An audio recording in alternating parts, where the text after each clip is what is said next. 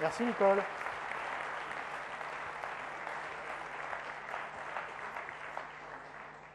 Jean-Charles Gardetto, un pays, ça fonctionne grâce à ses institutions. En tant qu'avocat, en tant que juriste, vous voulez d'abord faciliter le travail du Conseil national.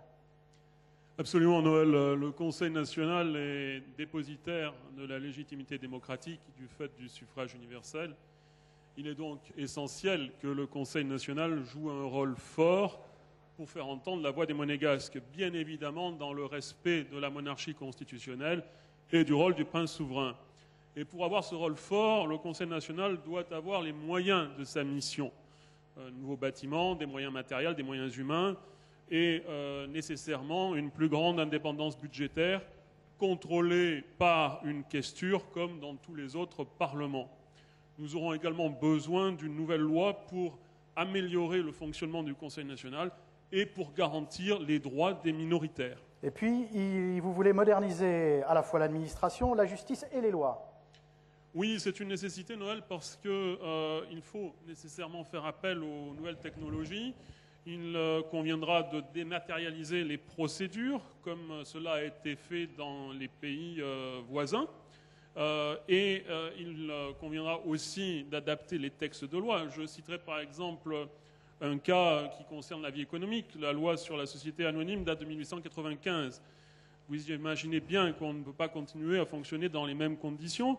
Il faut créer un code de l'économie moderne qui inclut le droit des affaires et aussi la protection des consommateurs. Et il faut créer un code du travail de façon à dynamiser l'activité économique en principauté et à mieux protéger le citoyen. Et enfin, il faut lutter contre toutes les formes de discrimination dans le respect de la priorité des nationaux qui est consacrée par la Constitution. Enfin, vous voulez instaurer un médiateur, et là, ça demande quand même quelques explications.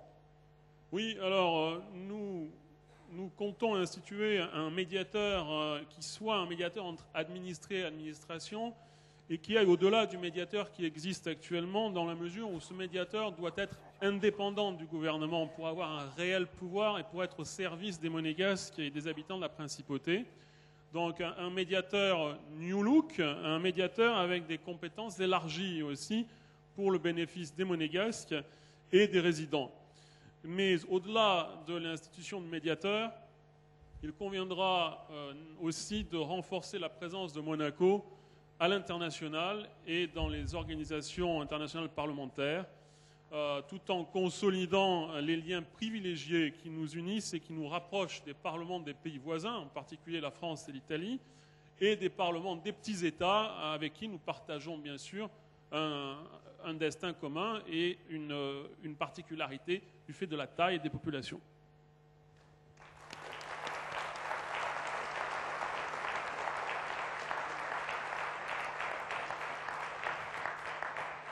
Voilà donc une bonne partie des mesures que préconise l'UPM. On n'a pas encore tout abordé, on va continuer. Mais il faut se dire que tout cela a un coût. Et à propos de coût, on entend tout et son contraire. Stéphane Valéry, à propos du fonds de réserve, alors c'est vraiment temps de faire le point.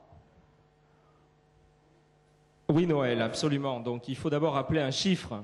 Et les chiffres sont confirmés puisque le ministre d'État les a annoncés en séance publique du Conseil national.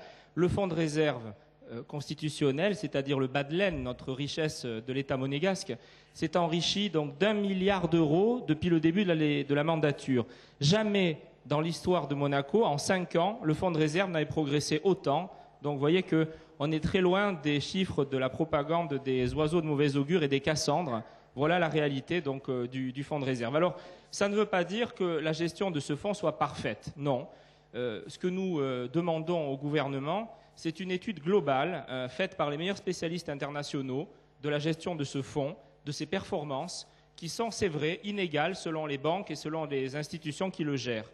Et évidemment, quand nous aurons les conclusions de cette grande enquête sur la gestion du fonds, il faudra privilégier les banques et les institutions financières qui ont les meilleurs résultats en leur donnant une part plus grande de ce fonds à gérer. C'est évidemment l'intérêt de nos finances publiques. Alors, vous savez aussi qu'en matière de fonds de réserve, nous avons une proposition forte à l'UPM.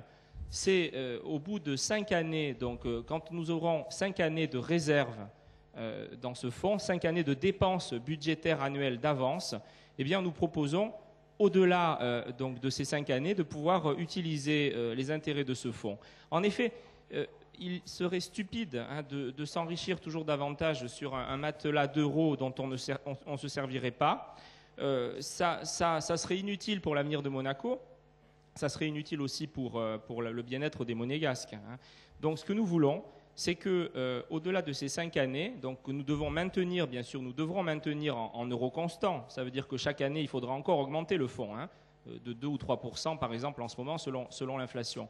Mais les intérêts au-delà donc de ces 5 années devront être utilisés d'abord pour préparer l'avenir, pour financer les grands travaux de la principauté qui sont indispensables aussi pour préparer les recettes budgétaires de demain, et puis pour assurer le niveau de vie le meilleur, le bien-être social le meilleur à nos compatriotes.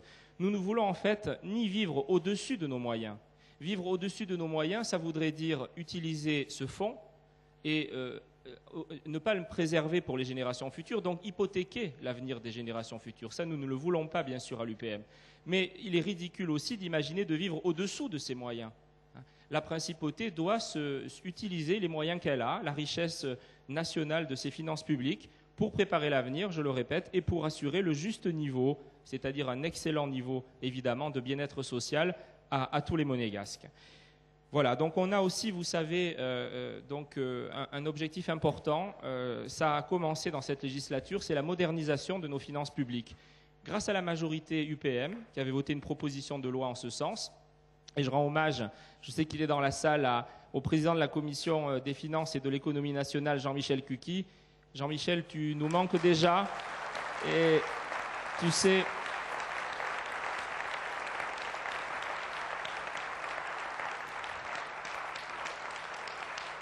Merci Jean-Michel pour tout ce que tu as fait pendant 5 ans pour le Conseil national et pour Monaco. Merci.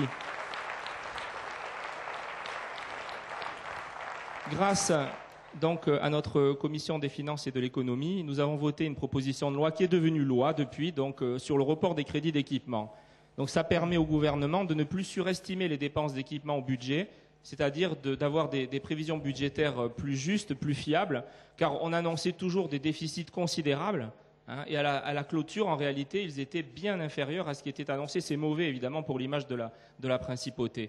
Mais nous voulons poursuivre donc, cette modernisation des finances publiques, et ce que nous demandons au gouvernement donc, dans le projet 2008-2013, est-ce que donc, si vous nous faites confiance, nous ferons, je le souhaite, appliquer par le gouvernement princier, c'est en fait donc de présenter le budget national par grande mission, ce qui permettra de suivre de manière beaucoup plus efficace l'utilisation des crédits votés. Et pour résumer de manière un peu simple, mais c'est en fait la garantie d'une plus grande efficacité des politiques publiques.